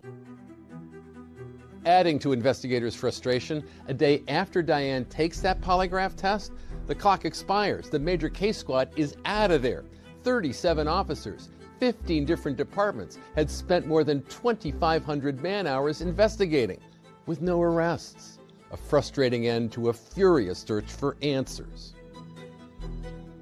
When it goes back to our police department at the time, it is frustrating knowing that you didn't solve this case and it just goes on to an active case file to be looked at as further investigative leads come in. At that point, I'm assigned the investigation. The task of solving the murder of Bob Eidman now falls to a junior detective in the department, Don Stepp. When my sergeant came up and asked if I would like to be assigned this investigation, I was overwhelmed. It's one of those things, am I ready to do this? You don't want to say no, it's an opportunity. I wanted to see this investigation to the end. Don had contacted me and said, I'm starting from scratch. I'm going to take this entire investigation. I'm going to do everything over again. What did that feel like to hear? Well, it was refreshing to, I just felt like there wasn't a lot there. In 2007, I had only been a detective for 4 years. I was the young guy in the squad. I had got promoted and I was a police chief at the time, and I didn't want him to feel like there was pressure on him. But he met with me a couple times, and the one time that really struck home is he said, hey, you're like family, and I am going to solve this. What motivates me to keep going on this investigation is there's someone or someones who had killed Bob Eidman. Bob Eidman needs someone to stand in his corner. Detective Stepp continues to immerse himself in the details of the case. It had been over a year since Bob Eidman was murdered, when Stepp is at the airport in St. Louis and he spots Diane. I was off duty, and then I was picking up a family member at the airport, and Diane was walking my direction. Despite the time that had passed, Diane had never fallen off of Stepp's radar. Diane Eidman knows that you're keeping a close eye on her, doesn't she? Yes, sir, she does. How would you characterize the look on her face when she saw you? Shock. I believe at that point she thought she was going to be arrested. But the surprise of a chance encounter pales in comparison to the shock investigators get when they receive a call from the crime lab. Remember that pocket police cut out of Bob Eidman's pants to send for DNA analysis? It blew my mind when the results came back. It was the golden ticket. This is what we were looking for.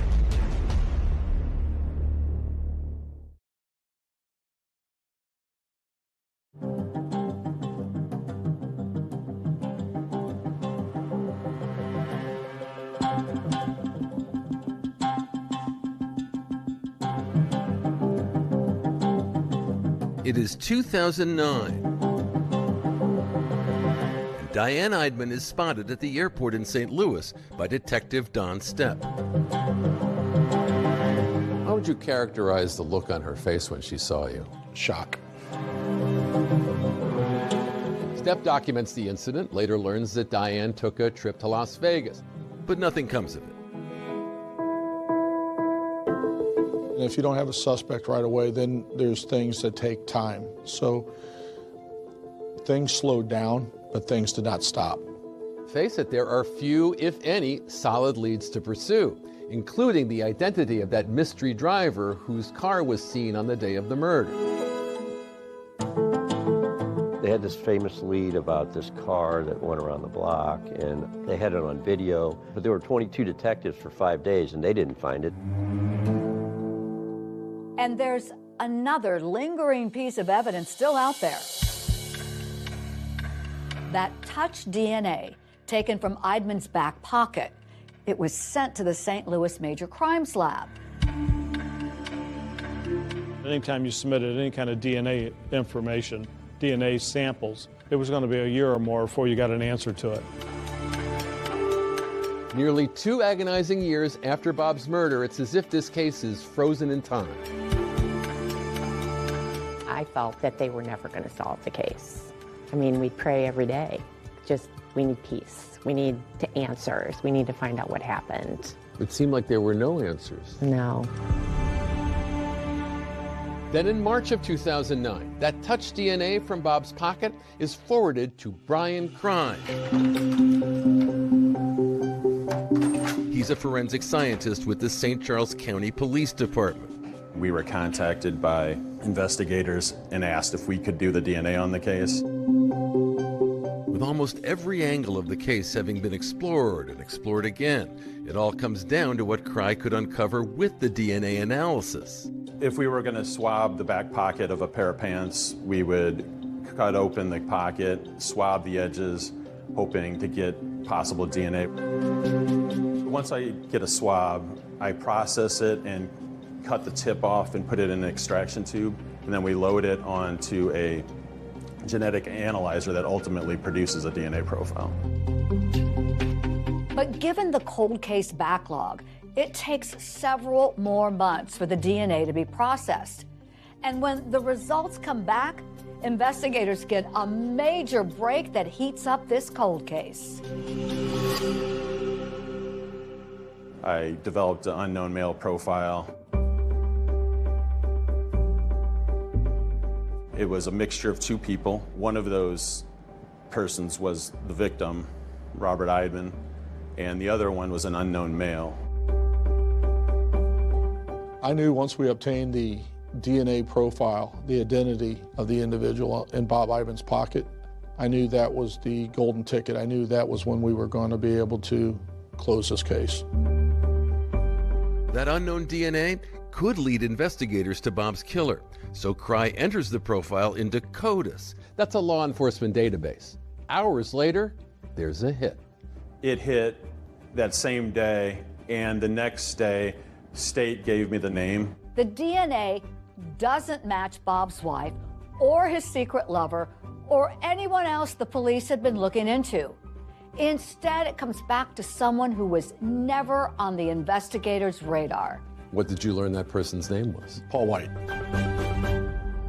When the name's first discovered, Detective Stepp is otherwise engaged. I was on a traffic detail directing traffic. You just want to run up and down the street and tell people we've got our guy? I was very shocked. My mind was not on directing traffic at that time. What did you do then? I started researching Paul White. Turns out Paul White was no stranger to law enforcement, having served 15 years in prison for robbery. When they got the DNA match, Don had contacted me and said, I'm going to solve this. And I truly believed him. I got to give him a lot of credit. You know, he did a lot of old-fashioned work. This new lead poses even more questions for investigators. Could Diane have hired Paul White to kill Bob, or had White acted alone? When the DNA came in, that didn't seem to exclude her either. The idea being maybe she had hired somebody. Yes, I mean, it was worked all the way through. You now have Paul White's DNA on Robert Eidman's pocket at the time of his murder, right? Yes, sir. So I assume you want to talk to Paul White. Yes, sir, I do. And Paul White was not hard to find. Paul White was incarcerated at the time when the DNA came back. How you doing? And so in September 2010, Detective Stepp pays a visit to Paul White at a maximum security prison in Fulton, Missouri, where he's serving time for forgery. Do you have any idea why we're here? I wanted him to know right off the bat that we knew he was there. Does this guy look familiar? Never seen him before. I wanted the truth. I wanted to get a confession from Paul. I've got your DNA in his back pocket. And will that touch DNA evidence be enough to get that confession? White leaned back in his chair. He laughed. It's impossible. It's not. It's impossible. It's no way in the world. It's impossible. What are you thinking when he does that? I'm thinking this is going to be a long interview. I'm getting taped and stuff, and what the, man.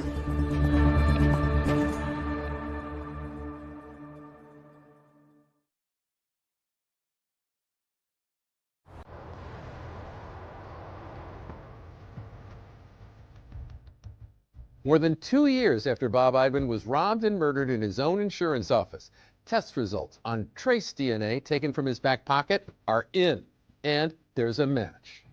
That individual was in the Department of Corrections in Missouri. What did you learn that person's name was? Paul White. As investigators dig deeper into Paul White's background, they uncover a possible connection to Bob. It's been hiding in plain sight. There was numerous files on Bob's desk, and there was a file, containing Paul White's name.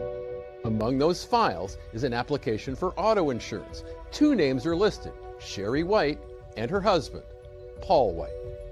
Paul White's wife's file was on Bob's desk? Yes, sir. What was it doing? I think when Mr. Eidman had seen the car pull up and saw Paul White exit the vehicle, he was grabbing Sherry's file to be ready so when he came in.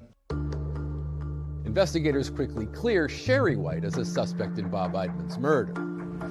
With the trail of evidence now leading directly to Paul White, Detective Stepp decides it's time to meet face to face. This is where the magic happens. Doesn't look all that magical, does it? No, it doesn't. What happens to people when they come into a room like this? We get to the bottom of facts. This is where people have an opportunity to tell us about what they've done and tell us their story. Since Paul White is already serving a prison sentence for an unrelated forgery charge, he's literally a captive audience. Let's go back and talk about some of your strategy as you were going to talk to Paul White. Paul, I believe, was in a little bit of shock after all these years. 2 detectives showing up from St. Charles City. He did not expect that to happen that day. Do you have any idea why we're here? Okay. Are you thinking the long game at this point, or do you think he's going to start telling you stuff that he knows at that first interview? I'm thinking to myself, the DNA itself is probably enough to get an arrest warrant, but I didn't want just an arrest warrant. I wanted the truth. Before I ask any questions, you must understand your rights. You don't have to make a statement or answer questions. You have the right to remain silent. Do you understand that? Could you put your initials there, Paul, for me? I think initially Paul White's attitude was very kicked back, relaxed. First of all, do you know a guy named Robert Eidman? Never heard of that guy? I even put a picture down in front of him and asked him, do you know this individual? Does this guy look familiar? Never seen him before. Eventually he came back around and said, yeah, I thought that was his wife's insurance man. That picture I showed you, that's Robert Eidman. Okay, you say it kind of looks familiar? Yeah, that's the guy we got the insurance from.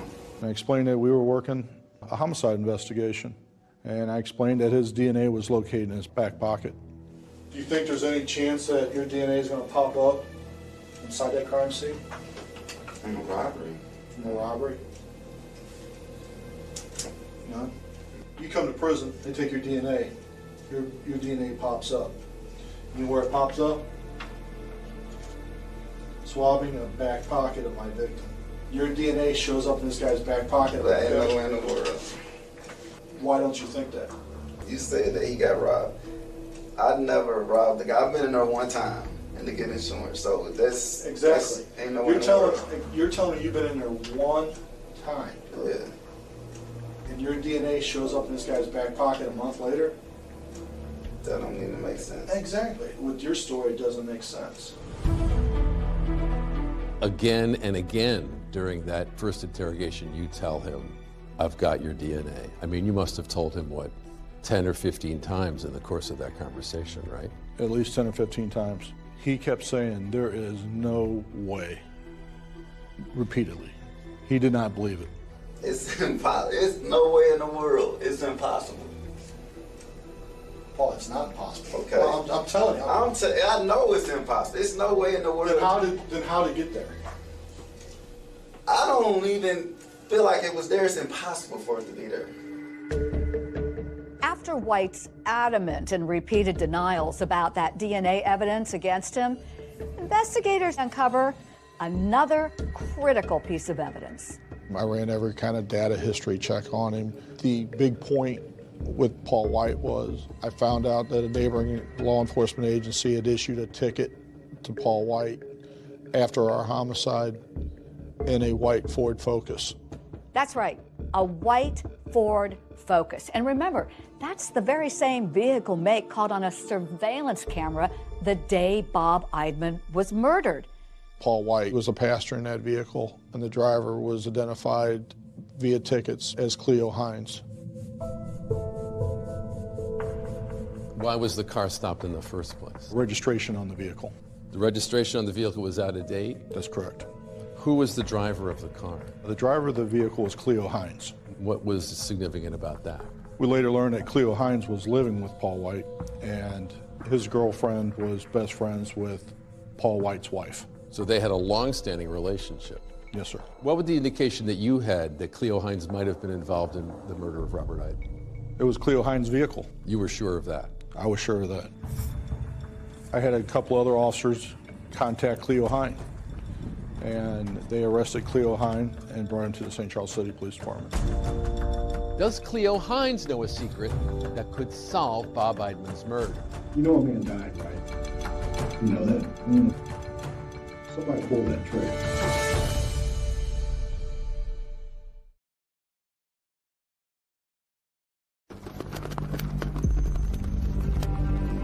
After several years of lead after lead turning cold, the investigation into Bob Eidman's murder is now heating up as lead detective Don Stepp zeroes in on a new suspect, a man named Cleo Hines. I was going to take the same approach with Cleo Hines as I did with Paul White. Are you the hardened criminal, or are you a guy that made a mistake? Let's talk about the robbery. Dude, I know all about it. I told him we had a positive idea of his vehicle. We had a positive idea of a Focus, a white four-door Focus. You know your vehicle's on a video? Do you know that? You know that Mexican grocery store? There's a video camera inside. So I seen you pull in. Now, you didn't just pull around once, did you? No, like twice. You pulled around twice. Yeah. And that's on camera. Yeah. Then you pulled up. He knew he owned a white four-door Focus. He knew he was involved in this. There was no way that he could fight that. Unlike Paul White, Hines immediately starts talking, saying White approached him the day of the murder. He got a gun in his hand. Okay. He wakes me up out of my sleep, into my head. He told you he was going to do a robbery? I basically already knew that because of the gun. Okay. And how he was acting. I mean, he didn't have no money. It took a very short time, and Cleo just started talking and talking and talking. What kind of handgun do you think it was? It looked kind of like a 9mm Glock. A 9mm Glock, the same type of handgun investigators determined was used to murder Bob Eidman. But the question is, who pulled the trigger? Somebody pulled that trigger. Yeah. Okay. It wasn't me, it was him. Okay. And Cleo wanted to give his side of the story to defend himself against whatever Paul might say he did. I told him to drop him. I'm outside. He goes and about 5 minutes later he comes back out. Did he have gloves on? Paul? Yeah. He has a white gloves. White gloves. They were like cotton, like gloves. Paul White had been wearing gloves, so Paul White absolutely wasn't going to say anything because he believed his DNA couldn't have been located because he was wearing gloves. I don't even feel like it was there. It's impossible for it to be there. So if a perpetrator was wearing a cotton glove when they go into the pocket and digging around, they could leave that DNA that's already on the exterior inside the pocket. Also, if the individual is sweating, it could actually soak through the glove and leave DNA behind that way. What do you do with those gloves after the shooting? In the barbecue pit? Yeah. Armed with Cleo Hines' confession, Stepp hits the road to Fulton Prison once more for another crack at Paul White. And I'm gonna tell you right up now, I got a full confession from Cleo Hines.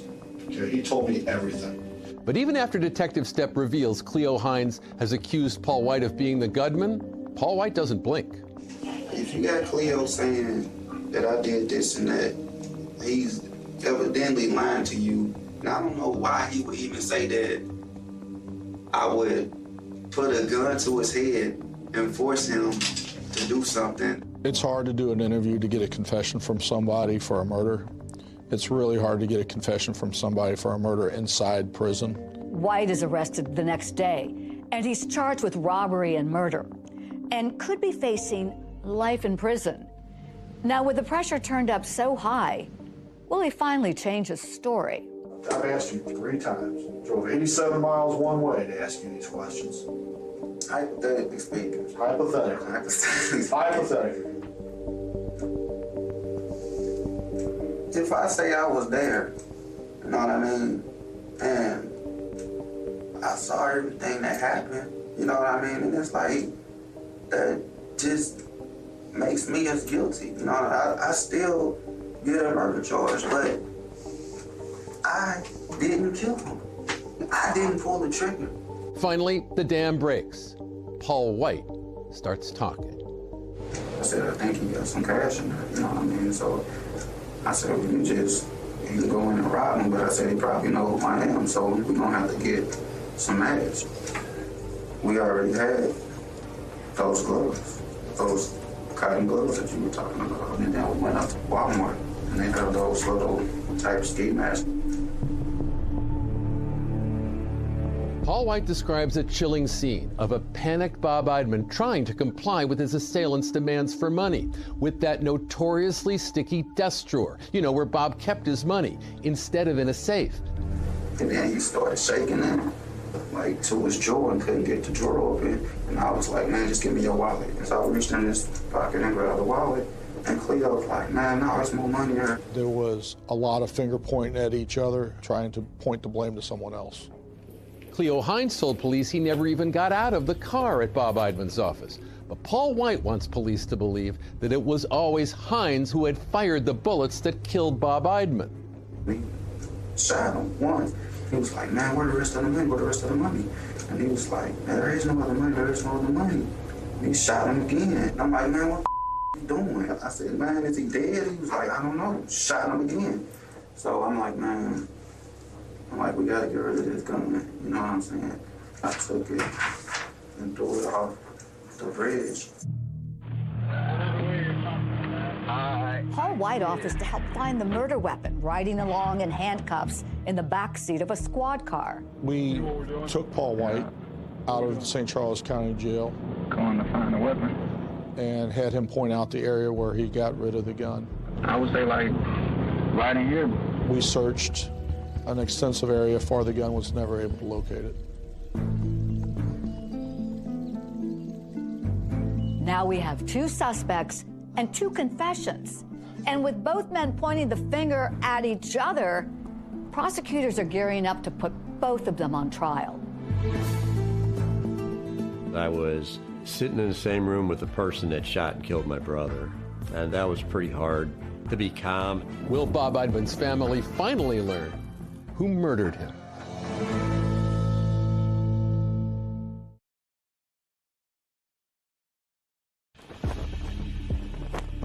At the climax of a more than 3-year investigation that at one point involved 37 officers, cops finally learned the details of what was stolen the day of Bob Eidman's murder. How much money was in the wallet? It wasn't nothing, it was like $300. So, how much you like get? $150 a piece. $150 a piece. Paul White and Cleo both advised they went to the casino after the homicide and lost the $300 almost immediately. He went to the casino because that's what he paid a lot. He lost the money. Yeah, basically he did for nothing. Right. It's hard to think about a man's life being taken for $300. He didn't deserve what he got. He was running a business, trying to make a living, and somebody felt that what he had, they needed too. And so they took it from him. They could have taken his money and left. They didn't have to kill him. As far as any connection between the two men accused of killing Bob Eidman and Bob's widow, Diane, Paul White revealed to investigators that he didn't even know who she was. Do you know a woman named Diane? No. You don't know a woman named Diane Eidman? No. With Paul White and Cleo Hines now both charged with Bob Eidman's murder, it now falls to Detective Stepp to break the news to Diane Eidman, who had long been in his crosshairs. I met Diane at her place of employment, and I said, Diane, this is over. We have the individuals, and we have the charges on them for killing your husband. Was she angry at you? I don't believe she was angry at me. There was a lot of stress that just came off Diane. You could almost see it leaving her body as she was shaking and crying. She was very happy that this was over. Here, some 5 years after Bob Eidman's murder, Paul White and Cleo Hines are set to stand trial in this courthouse. 2 trials, 2 defendants, with 2 totally different accounts of the crime. First up at trial, Paul White, who pleaded not guilty to first-degree murder and first-degree robbery. Really didn't know what to think when I came into trial because I was sitting in the same room with the person that shot and killed my brother. And that was pretty hard. The trial for Paul White lasted 3 days, which is actually very short for a murder trial in this county. The trial was swift, and so were the deliberations. The jury needed just 2.5 hours before delivering a verdict. Paul White, guilty of murder and robbery in the first degree. As for Cleo Hines, he decided not to put his fate in the hands of a jury. Before his trial, he entered what's known as an Alford plea. An Alford plea is a plea in the state of Missouri where an individual will not say, I did it, but there's enough evidence to say I did it. With that plea, Hines is convicted of a lesser crime than White, second-degree murder and first-degree robbery. He received 2 life terms, but while Hines' sentence offers the possibility of parole, Paul White will never again see the light of day outside a prison. Paul White was sentenced to life without parole in the Missouri Department of Corrections. The investigation into Bob Eidman's murder had cast a shadow of suspicion on his widow, Diane. Now she stood in court and gave her own account of all she had lost. Were you there for Diane's victim impact statement? Yes, we were. She said, I'm going to be alone for the rest of my life. You took my best friend. You took my husband away from me. She told the court this in part. I looked over my shoulder for 5 years afraid, never knowing if the people who killed Bob were coming after me, or did the police really believe that I killed my husband? I do feel like the system worked, the killers were caught, science prevailed, and overwhelmingly provided evidence that got them a conviction.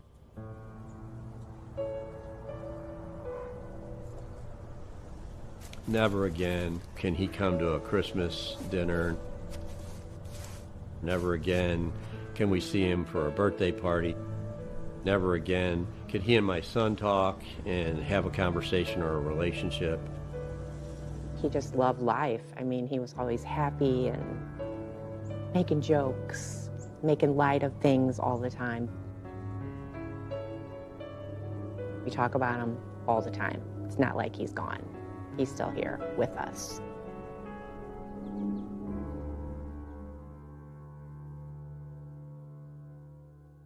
Both Paul White and Cleo Hines have tried appealing their convictions, but both were denied. White's life sentence carries no possibility of parole. Hines' first opportunity at parole will be in March of 2034. That's our program for tonight. Thanks so much for watching. I'm David Muir. And I'm Deborah Roberts. From all of us here at 2020 and ABC News, good night.